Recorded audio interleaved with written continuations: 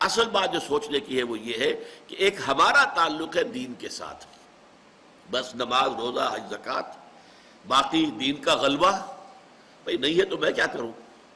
میرے کیے سے تو نہیں ہو جائے گا، یہ دین منکرات پھیل رہے ہیں، میں ہم کیا کریں، ہمارے پاس تو اختیار نہیں ہے کہ منکرات کو ختم کر دیں، یہ سود پر سارا نظام چل رہا ہے، کیا کریں، ہم بے بس ہیں۔ لیکن ایک یہ ہے کہ اس بے بسی کا نتیجہ یہ نکلے کہ اپنی ساری محنت اب دنیا کمانے میں صرف ہو رہی ہے، اب دن رات جو ہے محنت ہے دنیا کمانے میں، یہ در حقیقت بالکل غلط نتیجہ ہے۔ آپ نظام باطل کے تحت اگر پھلنے پھولنے پنپنے اور پھیلنے کی کوشش کرتے ہیں تو گویا کہ آپ نے ذہناً اس نظام باطل کو قبول کر لیا ہے، اور آپ مجرم ہیں، پھر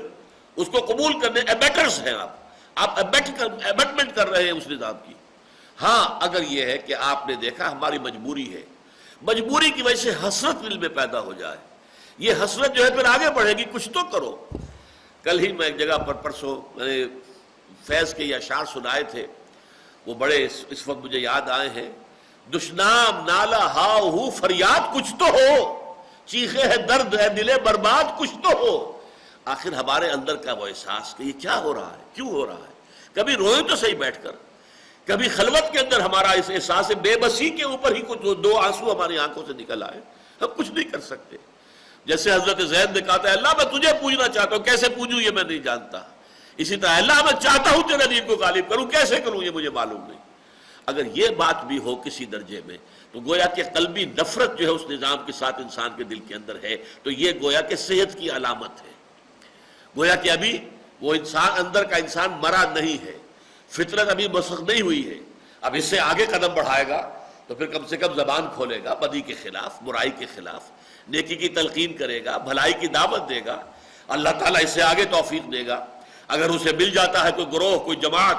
یا وہ خود صاحب ہمت ہے اور کوئی جماعت قائم کر لیتا ہے کہ ہم مل جل کر جد و جہد کریں گے اور اس نظام کو جو ہے اس کے جڑوں سے اکھاڑ کر پھینکنے کی کوشش کریں گے، تو کیا کہنے، نتیجہ نکلے یا نہ نکلے اس سے کوئی بحث نہیں، قطعاً کوئی بحث نہیں۔ سینکڑوں انبیاء آئے کہ جن کی دعوت کا کوئی نتیجہ نہیں نکلا، لہذا یہ تو سوال خارج از ذہن رہنا چاہیے، خارج از بحث، کامیابی ناکامی اس کا تو یہاں سرے سے کوئی سوال ہی نہیں۔ سوال یہ ہے کہ آپ نے اپنے ایمان کا ثبوت دیا یا نہیں دیا، آپ کو جو صلاحیتیں اللہ نے دی تھی، جو بھی توانائیاں دی تھی، جو قوت دی تھی، جو وسائل دیے تھے، آپ نے اسے اللہ کے دین کے لیے صرف کیا یا دنیا کمانے کے لیے صرف کیا؟ یہ ہے یوں سمجھیے کہ اصل جو سوال ہے، کانٹے دار سوال، کہ آپ کی توانائیاں لگی کدھر ہیں، نتیجہ نکلنا دوسری بات۔ ایسا بھی ہے دنیا میں بے شمار لوگ ہیں کہ جو صبح سے لے کر رات تک اور رات سے لے کے صبح تک ساری صلاحیتیں جو ہے دنیا کے لیے کھپاتے، دنیا پھر بھی نہیں ملتی، ضروری نہیں کہ مل جائے، یہ بھی ہو سکتا ہے اللہ دے دے تو دے دے، جیسے کہ فرمایا وَمَنْ عَاجِلَةَ عَجَّلْنَا لَهُ فِيهَا مَا نَشَاءُ لِمَن نُرِيدُ،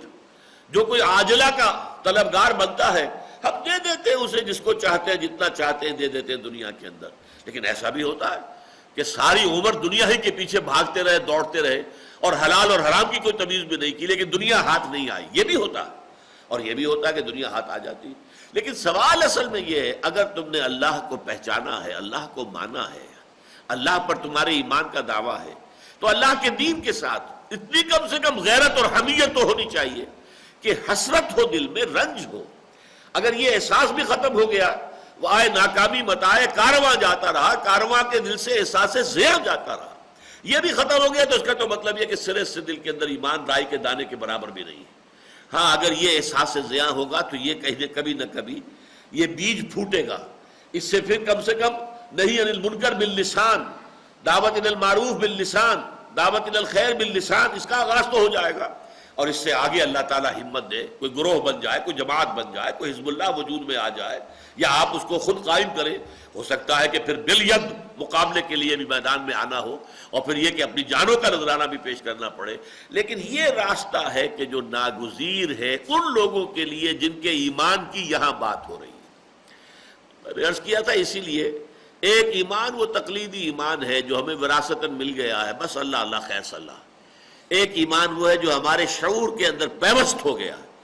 اور جس کی جڑیں ہمارے قلب کی گہرائیوں میں اتر گئی ہیں، یہ دو جو شکلیں اگر پیدا ہو جائے، یعنی دل اور دماغ دونوں کی ہم آہنگی کے ساتھ ایمان جب پیدا ہو جائے گا تو پھر یہ کیفیت ہوگی فالذین ہاجروا واخرجوا من دیارہم واوذوا فی سبیلی وقاتلوا وقتلوا،